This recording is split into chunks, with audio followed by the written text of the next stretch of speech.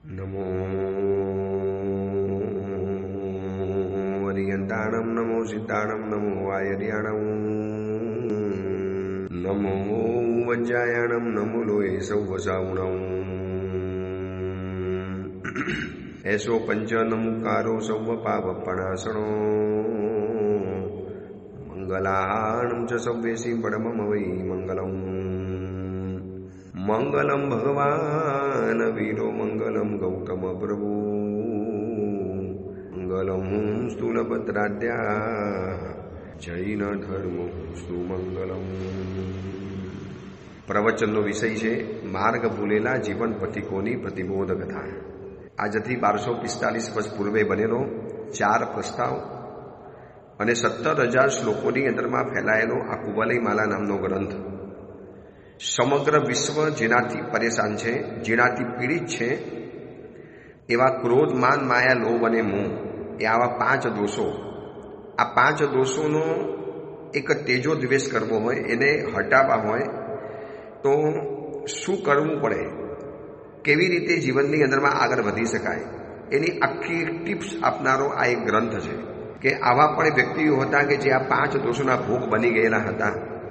એની કરુણ કથા શરૂઆતમાં આપણે જાણી લીધી અને ત્યાર પછી પ્રતિબોધ કરનારા ગુરુ ભગવંત મળતા ગયા, એમને સમજાવતા ગયા અને એ વસ્તુઓને એમને જીવનની અંદરમાં આચરણ કરતા ગયા. એક વાત સમજવા જેવી છે કે કૂવાની અંદરમાં પડી ગયેલી વ્યક્તિને બહાર નીકળવું હોય તો ઉપરથી કોઈ દોરડું નાખનારો વ્યક્તિ મળી જશે. કોઈ ઉપર સે રસ્સી ડાલને વાલા મિલ જાયગા. રસ્સી ડાલી તો અકેલી રસ્સી ડાલને છે, એકલું દોરડું નાખવાથી વ્યક્તિ બહાર નથી આવતો. નીચે કૂવાની અંદરમાં પડી ગયેલી વ્યક્તિએ એ રસ્સીને પકડવી પણ પડે છે.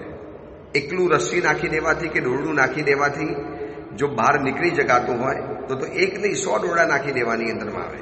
ભલે દોરડા 100 નાખેલા છે, રસ્સી 100 ડાલી है, मगर एक ही रस्सी पकड़ने से आदमी બહાર आ सकता है.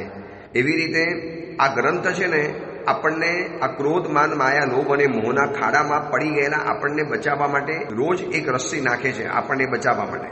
આ રીતે સમજાવણ આપીને, આ રીતે આપણી સમક્ષ કથાઓને બતાવીને, આવી રીતે પ્રતિબોધ કરીને, હવે આપણે જો રસ્સી પકડવા તૈયાર નથી તો પછી એ ઉપરથી રસ્સી નાખનારો વ્યક્તિ ગમે એટલો મજબૂત હોય, આપણને કોઈ કહેતા કોઈ ફાયદો નથી.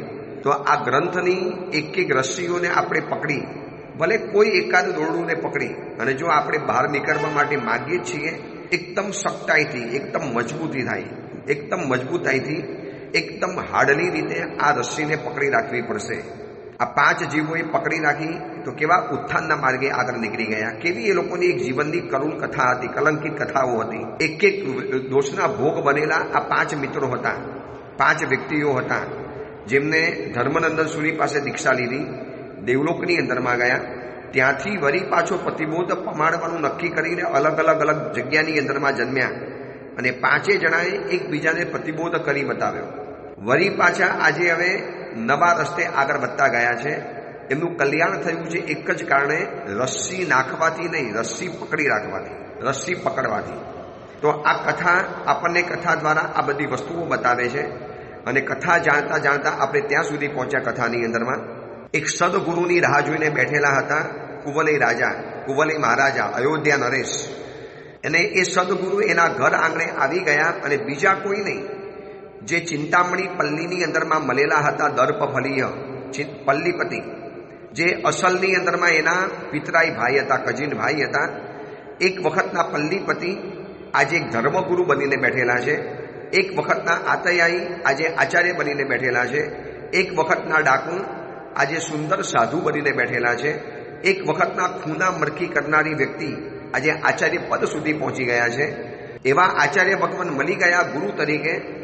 હવે વાર શેના માટે કરવાની? ઘરમાંથી બધી જ તૈયારી સાથે નીકળ્યા છે કુવલય રાજા, મહેન્દ્ર કુંવર અને કુવલય માલા, સંપૂર્ણ તૈયારી સાથે. હવે પાછા નગરમાં નથી આવવાનું, બસ દર્પફલી આચાર્ય ભગવાનની પાસે જઈશ, સંયમ જીવનનો સ્વીકાર કરીશ. કેટલાય વખતથી મનની અંદરમાં એક મનોરથ માલા ચાલતી હતી, ત્યારે સંયમ જીવન સ્વીકારીશ. ધર્મ જાગરિકાની અંદરમાં વારંવાર વિચારેલું હતું, વારંવાર સંકલ્પ કરેલો હતો, વારંવાર જે વાતને વળેલી હતી આજે ચરિતાર્થ કરવાનો સમય આવી ચૂકેલો છે. બધી જ તૈયારી સાથે આપનારાને આપી દીધું, કરવાનું કરી લીધું, વ્યવસ્થા કરવાની કરી લીધી. પુત્રને રાજ્ય ગાદી ઉપર બેસાડી પણ દીધો, સલાહ સૂચના આપવાની જે બધી જ આપી દીધી, ખજાના રાજ્યની બધી વ્યવસ્થાઓ સોંપી, બિલકુલ નિસંગ બનીને હવે સંસાર માત્ર છોડી દેવો છે. ગઈકાલનું રાજ્ય પદવી, રાજપદવી, અયોધ્યા નરેશની પદવી, આ બધું જ છોડીને, બધું જ ભગાવીને, સાપ જેમ કાચરી ભગાવીને નીકળી જાય, સાપના શરીર ઉપરથી જેમ કાચરી સરી પડે એમ આખો સંસારને સરકાવીને સંસારમાંથી બહાર નીકળીને સાધુ જીવનની અંદરમાં આવ્યા પછી ખબર પડે છે કે સંસારમાંથી બહાર નીકળવું સહેલું છે, પણ સંસારને બહાર કાઢવો કઠિન છે. વ્યક્તિ પાણીમાંથી બહાર કાઢો ને, પાણીમાં પડી ગયેલી વ્યક્તિને પાણીમાંથી બહાર કાઢો તો સાથે બીજી પણ કન્ડિશન છે કે એ વ્યક્તિમાંથી પણ પાણી બહાર કાઢવું પડે. એ પાણીમાં પડી ગયું એટલે એના મોઢામાં, છાતીમાં જે પાણી ભરાઈ ગયું છે એને પણ બહાર કાઢવું પડે. પાણીમાંથી વ્યક્તિને બહાર કાઢો અને પછી એ વ્યક્તિમાંથી પાણી બહાર કાઢો. એવી રીતે સંસારમાંથી નીકળવાનું અને પછી આપણામાંથી સંસારને કાઢી મૂકવાનું. કેટલાય લાખો વર્ષોથી આ સંસાર ભોગવ્યો છે, રાજકાજ્યની વ્યવસ્થા કરી છે. હવે એવા ગુરુના ચરણની અંદરમાં સોંપી જવું છે. પોતાની રાજ્ય પદવી, હું રાજા હતો, આટલા મોટા નગરનો રાજા હતો, ઈક્ષ્વાકુ વંશની ભવ્ય પરંપરાની અંદરમાં રાજાથી રાજ બનેલો, આ બધું જ ભૂલી જવાની સંપૂર્ણ તૈયારી સાથે જૂની ઓળખ, જૂની પદવી, જૂની જવાબદારી, જૂનો હોદ્દો, આ બધું જ ભૂલી અને એક નવો એકડો ઘૂંટવા માટે, એકડે એકથી આખી જિંદગીની બાજીને શરૂ કરવા માટે રાજા આગળ વધે છે. જ્યાં મનોરથ ઉદ્યાનની અંદરમાં પહોંચે છે, મનોરમ નામના ઉદ્યાનની અંદરમાં, જેમાં આચાર્ય ભગવંતને જોયા, દર્પફલી આચાર્ય ભગવંતને સ્તબ્ધ બની ગયા. ક્યાંય ચિંતામણી પલ્લીની અંદરમાં જોયેલા પલ્લીપતિ તરીકે આ દર્પફલી રાજપુત્ર, કેવી રીતે અમે લોકો યુદ્ધ કરતા હતા, કેવું યુદ્ધ કરેલું હતું, પરસ્પર એકબીજાને ખતમ કરી નાખવાના સંકલ્પ સાથે યુદ્ધ કરતા હતા. પછી ચિંતામણી પલ્લીની અંદરમાં લઈ ગયા, ઓળખાણ નીકળી, ભાઈ તરીકેની ઓળખાણ મળી. પછી જીન ધર્મની આરાધના કરતા હતા, એમાંથી આખું પરિવર્તન પામી અને નીકળી ગયા. એટલે કુવલયચંદ્ર રાજાના મનની અંદરમાં કેટલાક સવાલો કુદાકુદ કરતા હતા. સૌથી પહેલો સવાલ તેમને પૂછી લીધો, ભગવાન આપ ચિંતામણી પલ્લીમાંથી નીકળી અને આપ ક્યાં ગયા હતા? આપે દીક્ષા ક્યારે ગ્રહણ કરી લીધી? આપના ગુરુ ભગવંતનું નામ શું? અને આપ આટલી ઊંચા આચાર્ય પદવી સુધી કેવી રીતે પહોંચી ગયા? આટલો ઝડપી વિકાસ, આટલો ફાસ્ટ વિકાસ, પ્રોગ્રેસ આપનો જીવનમાં કેવી રીતે થયો? મારે જાણવું છે. મારે પણ એવી જિંદગી જીવી છે, મારે પણ એ જીવનના અરમાન છે, મારે પણ એવી જિંદગી જીવવાની છે, માટે આપને પૂછી લઉં છું. આચાર્ય ભગવંતે ધીર ગંભીર અવાજે, ઘણી વખત પોતાની આત્મકથાની અંદરમાં આત્મશ્લાઘા બહુ ઘૂસી જતી હોય છે.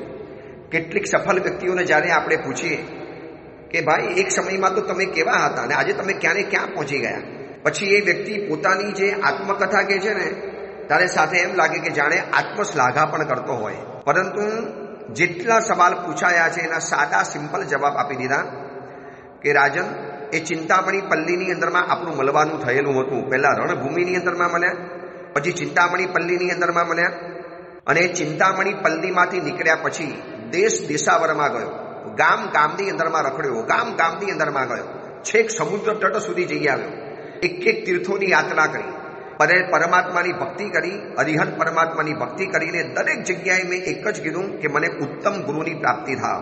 સુહગુરુ જોગો તવ વયન સેવણા આ ભવમ અખંડા. જય વીરાયની અંદરમાં હવે ખબર પડી ને કે જય વીરાય સૂત્રની અંદરમાં રોજ આપણને શુભ ગુરુની પ્રાપ્તિની પ્રાર્થના કેમ કરવાની અંદરમાં આવે છે. શુભ ગુરુ એટલે સમજી રાખજો, સાધુ તો ઘણા પરિચયમાં આવવાના, ઘણા સમણી ભગવંતોના તો એ પરિચયની અંદરમાં આવવાના, પણ જેમને ગુરુ તરીકે સ્થાપવાનું મન થાય, જેની સાથે ગુરુ તત્વની એક લાગણી જોડાય, જેમને આપણે ગુરુ તરીકે શિરછત્ર તરીકે સ્થાપી શકીએ, એવી જૂજ વ્યક્તિ આપણને મળે કે જેને જોતાની સાથે એમ થાય ધીસ ઇઝ માય ગુરુ, આ જ મારા જીવનના ગુરુ છે, અને મારે જીવનના ગુરુ બનાવવા છે. આમની સાથે મારે જન્માંતરના તાર જોડી દેવા છે, આમની સાથે સંપૂર્ણ શિષ્યત્વ ભાવ સાથે સમર્પિત બની જવું છે. એટલા માટે જય વીરાય સૂત્રની અંદરમાં પ્રભુની પાસે રોજ માગણી કરીએ છીએ. ચૈત્યવંદન કરીએ ત્યારે સવારનું પ્રતિક્રમણ, સાંજનું પ્રતિક્રમણ, જેટલી વાર અમે સાધુ જીવનમાં 7 ચૈત્યવંદન અમારે કરવાના હોય છે. 7 વખત આ શબ્દ અમારે બોલવાનો, સુહગુરુ જોગો હોમ મમ તુહ ભવાવો, હે પ્રભુ તમારા પ્રભાવથી શુભ ગુરુની પ્રાપ્તિ થાવ. શુભગુરુ જોગો તવ વયન સેવના, ખાલી ગુરુની પ્રાપ્તિ થાય એમ નહીં, પછી ગુરુના વચનની સેવા કરવાનું મને મન થવું જોઈએ. એ ગુરુના વચનની આરાધના, એ ગુરુના વચનને ક્યારે ઉત્થાપવું નહીં, ક્યારે ગુરુના વચનથી વિરોધની અંદરમાં ન જવું, ક્યારે ગુરુના વચનના વિરોધની અંદરમાં ઉભા રહેવાનું મન શુદ્ધા ન થાય. અને ક્યાં સુધી જોઈએ? આ ભવમ અખંડા, જિંદગીના અંતિમ શ્વાસ સુધી. 10-15 વર્ષ ગુરુની સાથે રહ્યા અને પછી લાગ્યું કે હું તો ગુરુ કરતા પણ આગળ નીકળી ગયો છું. પછી એ ગુરુ કરતા આગળ નીકળી જવાનો ભાવ એનામાં ઉદ્ધતા, અહંકાર પેદા કરે. કેટલા માર્મિક શબ્દોની સાથે આપણને જય વિરાય સૂત્રમાં, પ્રાર્થના સૂત્રમાં રોજ રોજ વિનંતી કરવાનું કીધું છે કે મને શુભ ગુરુની પ્રાપ્તિ થાય. આ દર્પફલીય આચાર્ય ભગવાન રાજાધિરાજ કુવલયચંદ્ર કુંવરને કહે છે કે દેશ દેશાવરની અંદરમાં ગયો, ગામ ગામની અંદરમાં ગયો. એમાં ફરતા ફરતા ફરતા ફરતા ભરૂચ નગરની અંદરમાં પહોંચ્યો, ભૃગુ કચ્છ નગર. આ ભરૂચ એટલે જે આજે મુનીશ્વર પરમાત્માનું જિનાલય જે ભરૂચની અંદરમાં શોભી રહેલું છે. હમણાં જ મેં 2 દિવસ રહીને આવ્યા, 19 અને 20 તારીખ, 20 અને 21 તારીખ ભરૂચની અંદરમાં રહીને આવ્યા. આ ભરૂચનો જે ઇતિહાસ છે, આ ભરૂચની જે પ્રાચીનતા છે, આ ભૃગુકચ્છ નગરનો એક અર્વાચીન જે ઇતિહાસ છે ને, એને કહેવા માટે બેસીએ તો કલાકોના કલાકો નીકળી જાય. એટલો જ્વલંત, એટલો રોમાંચક અને એટલો જ્વાજલ્યમાન ઇતિહાસ આ ભરૂચ નગરની અંદરમાં બનેલો છે. તો એ આચાર્ય ભગવાન કુવલયચંદ્ર કુંવરને કહે છે કે હું બધી જગ્યાએ ફરતો ફરતો ફરતો ફરતો ભરૂચની અંદરમાં આવ્યો. આ ભરૂચની વાત આવી છે તો એક નાનકડો ભરૂચનો ઇતિહાસ પણ જાણવા જેવો છે. જ્યારે ત્યારે શાસ્ત્રોની અંદરમાં ભરૂચ અને પાટણનો ઉલ્લેખ બહુ જોવા માટે મળશે. 3 ગામના ઉલ્લેખ વારંવાર જોવા માટે મળે છે ઇતિહાસની અંદરમાં. એક વલભીપુર, એક ભરૂચ અને એક જે બતાવ્યું એ પાટણ શહેર. આ 3 શહેરનો ઉલ્લેખ વારંવાર મળશે. એમાં ભરૂચની જ્યારે વાત આવે છે, દર્પફલીય આચાર્ય ભગવાન કહે છે કે ભરૂચ નગરની અંદરમાં આવ્યો અને ભરૂચ નગરની અંદરમાં આવીને શુભગુરુની શોધ કરી છે. તો ભરૂચની વાત નીકળી છે તો એક વાત બતાવી દઉં. એક શાસ્ત્રની અંદરમાં સરસ મજાનો પ્રસંગ આવે છે. ધર્મદાસ નામના આચાર્ય ભગવાન છે અને એ આચાર્ય ભગવાનની પાસે શિવશંકર નામનો એક શાવક પૂછવા માટે આવે છે, જિજ્ઞાસા વ્યક્ત કરે છે. ભરૂચ નગરની અંદરમાં રહેનારા વ્યક્તિઓ ઘણા ભરૂચવાળા પ્રવચન સાંભળે છે. હમણાં ભરૂચની અંદરમાં રહીને આવ્યો. બહુ બધા પરિવારો વંદન કરવા માટે આવ્યા હતા, મળવા માટે આવ્યા હતા અને હર્ષ વ્યક્ત કરતા હતા કે આપના પ્રવચન સાંભળીએ છીએ. આ ભરૂચ શહેર કેટલું પ્રાચીન છે. ભરૂચ શહેરની અંદરમાં કેવા જાવો જલાલી હતી, કેવા સાવક સાવિકાઓ વસતા હતા.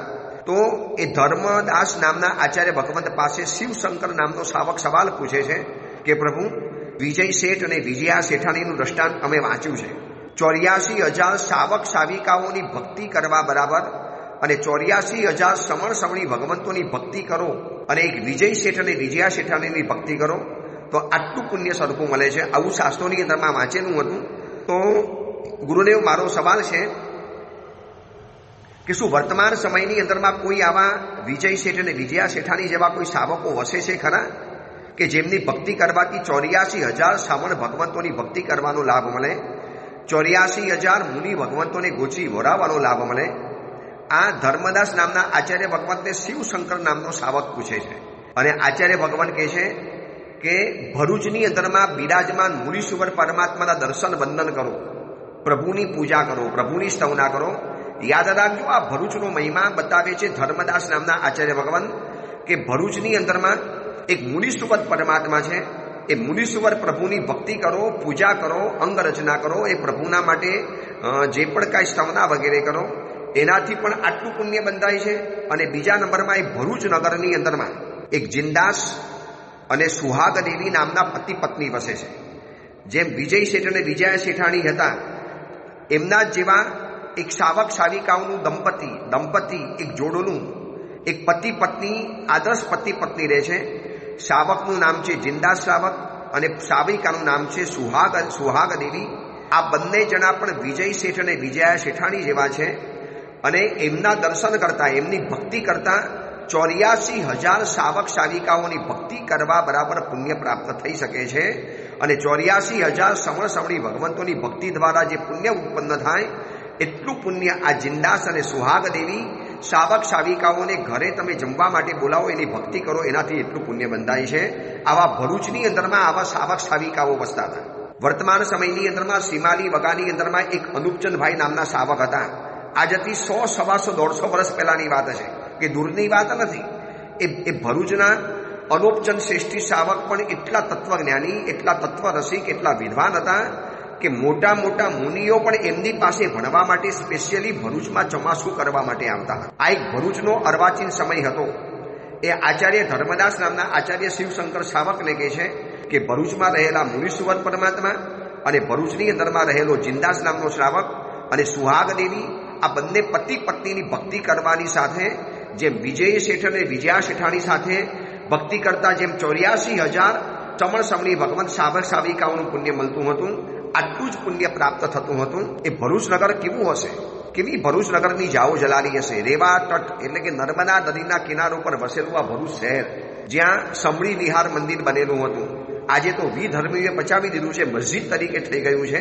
હમણાં જ હું જઈને જોઈ આવ્યો. તો આ તો ભરૂચની વાત આવી એટલે થોડોક ઇતિહાસ બતાવી દીધો ભરૂચનો. બાકી આવો ભરૂચના સેંકડો પ્રસંગો છે કે ભરૂચની જે ઊંચાઈને ઓર વધારે ઉપર ઉઠાવે છે.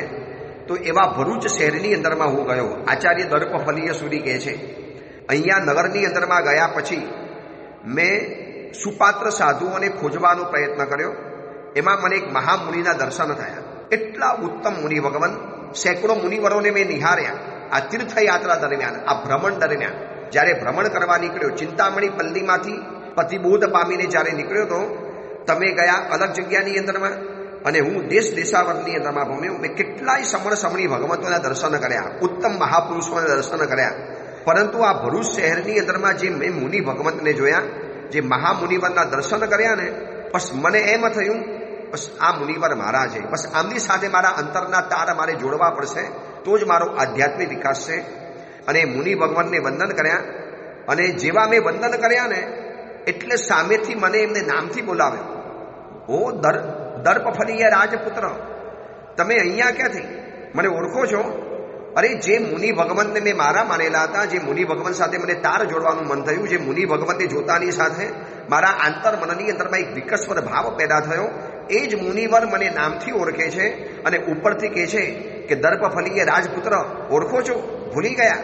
સ્મૃતિની અંદરમાં નથી આવતું, વિસ્મરણ થઈ ચૂકેલું છે. અને મારા તો 3.5 કરોડ રૂમાળા ખડા થઈ ગયા.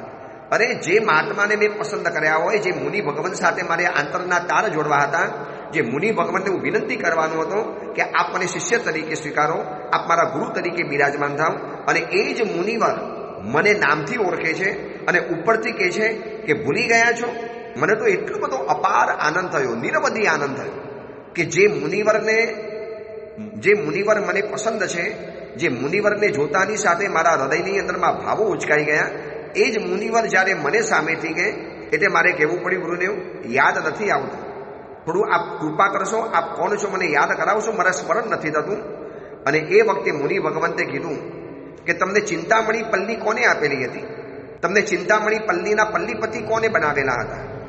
બસ આ એક સવાલ પૂછ્યો ને આખો ભૂતકાળ મારા મનની અંદરમાં આવી ગયો. આચાર્ય દર્પફલીય સૂરી કુવલયચંદ્ર રાજાના સવાલની સામે પોતાની કથા બતાવે છે કે ચિંતામણી પલ્લીથી ફરતો દેશ દેશાવરમાં ભ્રમણ કરતો બરોબર ભરૂચ નગરમાં પહોંચ્યો.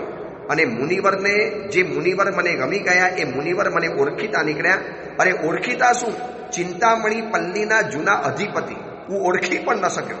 આખી એમને શરીરના દેદાર બદલી નાખેલા હતા, પુરુષ કાયા, તેજસ્વી ચહેરો, એકદમ ગંભીર ગુફામાંથી આવતો હોય એવો અવાજ, અધ્યાત્મની એક તેજ આખા શરીર ઉપર ફરી વળેલું હતું. સંસારની માયાજાલથી બિલકુલ અરગા મુનિવર રહેલા હતા. અને હું તો ચરણોમાં પડી ગયો. ઓ સાહેબ, આપે મને રાજ્ય આપેલું હતું અને આપ સમણ જીવનની અંદરમાં આવી ગયા. આખો ભૂતકાળમાં મેં ડોક્યું કર્યું, આ જ મુનિવર હતા કે જેમને મને પલ્લીપતિની અંદરમાં પલ્લીનો અધિપતિ બનાવ્યો. આખી પલ્લી જેમને ઊભી કરેલી હતી અને મને સોંપીને નીકળી ગયેલા હતા. સીધો એમના ચરણોની અંદરમાં પડી ગયો અને કીધું, સાહેબ હવે તો બસ આપે મને એ વખતે પલ્લીનું અધિપતિ પદ આપ્યું, હવે મને સાધુ જીવનની અંદરમાં પ્રવેશ આપો, મને પણ હવે મુનિપદનો અધિપતિ બનાવો. આપે મને એ ઉપકાર કરેલો હતો કે મારી યોગ્યતા જોઈ, મારું બલ, મારી યુદ્ધ કલા, મારી નિર્ભીકતા, મારી નિડરતા, મારું પરાક્રમ જોઈને આપે મને પલ્લીપતિ બનાવ્યો. એ તો આપનો ઉપકાર હતો. બસ હવે મને આપ એવો ઉપકાર કરો કે મને આપની સાથે હવે મુનિવર બનાવો. અને એ મુનિ ભગવંતે મને યોગ્ય જાણ્યો. જે મુનિવરને હું શાયદ ભૂલી ગયેલો હતો, એ જ મુનિવર મને ઓળખીતા થયા. આ ચિંતામણી પલ્લીના પદ ઉપર મને બેસાડનારા મુનિ ભગવંતે ક્યારે ખબર હતી કે આજ મુનિવરના હાથે મને સંયમ જીવન મળશે, આજ મુનિવર મારા ગુરુ બનવાના હતા, જેમને પલ્લી આપીને મારી ઉપર ઉપકાર કર્યો હતો અને હવે વધુ એક ઉપકાર એમને જીવનની અંદરમાં કર્યો અને એમને પંચમુષ્ટિ મારો લોચ કર્યો, સંયમ જીવન મને સોંપ્યું, રજોહરણ મને આપ્યું અને યથાયોગ્ય અધ્યયન કરાવતા કરાવતા કરાવતા કરાવતા પ્રભુના વચનોને મને ભણાવ્યા, પ્રભુનું શાસન મને સમજાવ્યું, શાસનની ઝીણી ઝીણી વાતો મને સમજાવી અને આમ કરતા કરતા કરતા કરતા એમને લાગ્યું કે હવે હું ગચ્છનો ભાર ઉપાડવા માટે સમર્થ છું, ગચ્છનો ભાર હું ઉપાડવા માટે યોગ્ય બની ગયો છું. એટલે મારા ગુરુ ભગવંતે મને કીધું કે ભાઈ, મેં તને જેમ પલ્લીનો ભાર સોંપેલો હતો, તને પલ્લીપતિ બનાવેલો હતો, તને મુનિ બનાવ્યો છે, હવે હું તને મુનિપતિ બનાવું છું. આ ગચ્છનો ભાર હવે તારે સ્વીકારવો પડશે. અને ગુરુ ભગવંતની આ અમારી સાધુ જીવનની એક પરંપરા હતી. યોગ્ય સમર્થ શિષ્ય બની જાય એટલે ગુરુ નિવૃત્ત બની જાય, પોતાની આત્મસાધનાની અંદરમાં ઓર વધુ ઊંડા ઉતરી જાય. મને ગુરુ ભગવંતે ગચ્છનો ભાર સોંપ્યો અને હું વિહાર કરવા લાગ્યો અને વિહાર કરતા કરતા કરતા કરતા કરતા રત્ન મુકટ નામના આચાર્ય ભગવંત અયોધ્યાની અંદરમાં પહોંચ્યા હતા, જ્યાં તમારા પિતાજી રણવરમાં રાજાએ દીક્ષા લીધેલી હતી, જેમની પાસે એ રત્ન મુકટ આચાર્ય ભગવંત, તે આચાર્ય ભગવંત માસક સમણનું પારણું કરવાનું તપ કરી અને કર્મનો ક્ષય કરતા હતા. માસક સમણના પાણે માસક સમણ કરવાનું, કેવી સંયમ જીવનની કઠોર સાધના કરતા હશે. જૂના મુનિવરની જેટલી ચરિત્ર કથાઓ વાંચીએ ને, વાંચતા વાંચતા હું સાધુ જીવનમાં છું, વાંચતા જાત ઉપર શરમ આવી જાય. કેવા એ મુનિ ભગવંતો, કેવી એમની જિંદગી, કેવી અલગારી જિંદગી, ન કોઈને મળવાનું, ન કોઈની પાસે સમાચાર મોકલવાના. ઘણી વખત છે ને, હું મારી વાત કરું ને, બીજાની વાત નથી કરતો, મારી વાત કરું તો આ પ્રવચનના ગ્રુપની અંદરમાં જે વોટ્સઅપ મેસેજ મૂકવા પડે છે કે અમે આ દિવસે આ જગ્યામાં છીએ, અહીંથી વિહા કરીને આ જગ્યાની અંદરમાં જવાના છીએ, હકીકતમાં એ પણ મારા જીવનની કચાશ કહેવાય, અમારી કચાશ કહેવાય સાધુ જીવનની. અરે સાધુ બન્યા છો, પ્રબંધની જેમ અપ્રતિબદ્ધ છો. હવે તમે કઈ દુનિયામાં છો, કઈ જગ્યાની અંદરમાં છો, કઈ જગ્યાએ ફરો છો, આ એટલા માટે બતાવું છું કે એ મુનિ ભગવંત દર્પફલીય સુરી કુવલયચંદ્ર રાજકુંવરને કહે છે કે રત્ન મુકટ આચાર્ય ભગવંત, જેમની પાસે તમારા પિતાજીએ દીક્ષા લીધેલી હતી અને એ ભગવંત માસક સમણના પાણે માસક સમણ કરતા હતા. પછી તેમને એવા પ્રકારની તપસ્વી ગુરુ ભગવંતની આજ્ઞાથી મારી ઉપર ગચ્છનો ભાર સોંપી દીધો અને એ ગચ્છનો ભાર સોંપી અને દળવરમાં રાજા અને રત્ન મુકટ બંને મુનિ ભગવંતો, બંને મહર્ષિઓ દળવરમાં રાજર્ષિની સાથે સમેત શિખર પર્વત ઉપર પહોંચી ગયા. કુવલયચંદ્ર કુંવરને હજી એ ખબર નથી કે પોતાના પિતાજીનું શું થયું, પિતાજી ક્યાં ગયા. તમે વિચારી શકો છો, એક સમયના અયોધ્યાના રાજા છે, દળવરમાં રાજા, આ બાજુ રત્ન મુકટ પણ રાજા છે, બંને રાજર્ષિઓ છે. કેટલું મોટી રાજપદવી, કેટલી પત્નીઓ, કેટલા મંત્રીઓ, કેટલા સેનાધિપતિ, કેટલી મોટી ઓળખાણ. અરે અમારી તો શું ઓળખાણ હતી, અમને કોણ ઓળખવાના હતા, છતાં પણ જેટલું સર્કલ છે ને એટલે ગ્રુપ બનાવવાની લેવામાં આવે. પછી એક વોટ્સએપ મેસેજ ફરી જાય, આજે સાહેબજી અહીંયા પધારવાના છે, આજે ફલાણા ગામમાં જવાના છે, આજે આ જગ્યાની અંદરમાં જવાના છીએ. કદાચ વર્તમાન સમયની સાથે થોડુંક બદલાઈને આ વ્યવસ્થા ઊભી કરેલી છે, સમાચાર મોકલાયા છે. પણ જ્યારે જ્યારે સમાચાર મોકલાવું ત્યારે આવી કથાઓ છે ને અણિયારો સવાલ પૂછે છે મને, મારી જાતને. બસ સાધુ જીવનની અંદરમાં આવ્યા પછી, સંસાર છોડ્યા પછી એક નવો સંસાર ઊભો કરી લેવાનો, એક સંબંધોનો સંસાર કે આ જગ્યામાં છીએ, અહીંયા મળજો, આ જગ્યાએ મળજો. ઘણી વખત આ ઓડિયો પ્રવચન કરતાં કરતાં પણ મનમાં થાય કે ભલે લોકોના માટે ફાયદાકારક છે, ગુરુઓની આજ્ઞાથી કરવાનું થાય છે, વડીલોની આજ્ઞાથી કરવાનું થાય છે, એના અપરંપાર ફાયદા અને લાભ પણ મળેલા છે. છતાં પણ ક્યારેક ક્યારેક મન એક સવાલ પૂછે કે એવી એક અજાણી ભૂમિકામાં, એવી અજાણી દુનિયાની અંદરમાં ચાલી જવું છે, ન દુનિયાને જાણી શકે, ન દુનિયા આપણને જોઈ અને જાણી શકે, અને એવી દુનિયાની અંદરમાં ખોવાઈ જવું છે. આ જોજો, રત્ન મુકટ આચાર્ય ભગવંત અને સાથે રહેલા દઢવરમાં મુનિ ભગવંત બંને જણા સમેત શિખર પર્વત ઉપર પહોંચી ગયા છે. આ આચાર્ય દર્પફલીય સુરી કુવલયચંદ્ર રાજાને કહે છે અને કુવલયચંદ્ર પૂછે કે બતાવો ને પછી પિતાજીનું શું થયું, પછી પિતાજી ક્યાં ગયા. મતલબ આટલા વર્ષોમાં પિતાજીએ એક દિવસ સમાચાર નથી મોકલાવ્યા કે બેટા આ ગામમાં છું, અહીંયા છું, આવજો વંદન કરવા માટે. વંદન કરવા આવી શકાશે, આટલા વાગે પ્રવચન છે, પ્રવચનની અંદરમાં આવી શકાશે. એક પણ દિવસ દીક્ષા લીધી એટલે લીધી, સંસારમાંથી નીકળ્યા એટલે સંસારને પણ એ લોકોએ જીવનમાંથી કાઢી મૂક્યો. કદાચ અમે લોકો સંસારમાંથી નીકળ્યા છીએ પણ સંસારને કાઢતા કાઢતા હજી અમને કદાચ વર્ષોના વર્ષો લાગશે કે ભવોના ભવો લાગી જશે. આ બંને મુનિ ભગવંતો આચાર્ય દર્પફલીય સૂરી કહે છે કુંવલેચંદ્ર કુંવરને, બંને નિસ્પૃહી, નિરાગી, નિરંજન નિરાગી, અલગારી મુનિ ભગવંતો સમેત શિખર પર્વત ઉપર ગયા. ત્યાં માસક શમણનું પચકાણ કર્યું અને 1 મહિનાના માસક શમણ કરવા પૂર્વક અપૂર્વકરણ કર્યું. શપક શ્રેણી માંડી 4 ઘાતી કર્મો 4 અઘાતી કર્મોના ભૂકા બોલાવી બંને મુનિ ભગવંતો સમેત શિખર પર્વત ઉપરથી મોક્ષની અંદરમાં પધારી. આ સાંભળ્યા પછી કુંવલેચંદ્ર કુંવરની આંખમાંથી ચોધાર આંસુની ધાર પડી. હું કેવો પુત્ર છું કે મેં મારા પિતાજીના કોઈ સમાચાર પણ ન લીધા. મારા પિતાજી સમેત શિખર પર્વત ઉપર અનશન લઈને બેઠેલા, છેલ્લે કેવળ જ્ઞાન પામીને મોક્ષની અંદરમાં ગયા અને હું સંસારમાં 7 લાખ 8 લાખ વર્ષ સુધી સંસારની અંદરમાં રહ્યો. ધન્ય હોજો એ મુનિ ભગવંતને કે જેમને અયોધ્યા નરેશ હતા પૂર્વની અવસ્થાની અંદરમાં. અયોધ્યા નગરીના રાજા છે. કેટલું મોટું સર્કલ હતું, કેટલી મોટી રાજ્ય પદવી હતી અને કોકને સમાચાર મોકલાવી શકતા હતા. મારા પુત્રને સમાચાર આપજો, સમેત શિખર પર્વત ઉપર અનશન લેવા જઉં છું, છેલ્લે આવો તો આવી જાય, મળવા માટે આવી જાય, વંદન કરી લે, પછી નહીં મળું, જિંદગીભરનું અનશન થઈ જશે. કોઈ આવી મનની અંદરમાં ઈચ્છા જ ઊભી નહીં થઈ હોય. આ ધન્ય મુનિ ભગવંતો છે.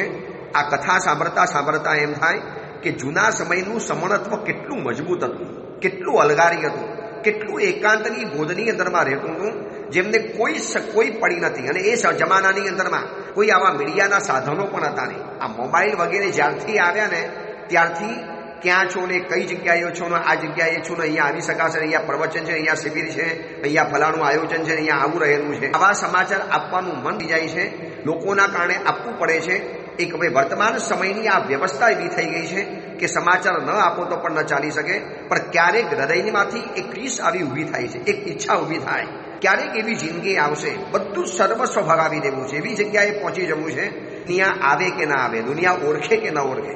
આ રત્ન મુકટ આચાર્ય ભગવાન અને દઢવરમાં રાજા પૂર્વ અવસ્થાની અંદરમાં રહેલા એ દર્પફલીય સૂરી કહે છે કે કેવા નિરંજન નિરાકાર હશે કે જેમને પોતાના પુત્ર રાજાને પણ સમાચાર આપવાની દરકાર નથી કરી કે અનશન લીધેલું છે, કેવળ જ્ઞાન પામીને મોક્ષની અંદરમાં ચાલી ગયા. 2 હાથમાં મોઢું છુપાવી અને કુંવલેચંદ્ર રાજા રડી રહેલો છે. મારા પિતાજી મોક્ષની અંદરમાં ગયા, મને ખબર નથી. મારા પિતાજી દુનિયામાંથી વિદાય પામી ગયા, મને ખબર નથી.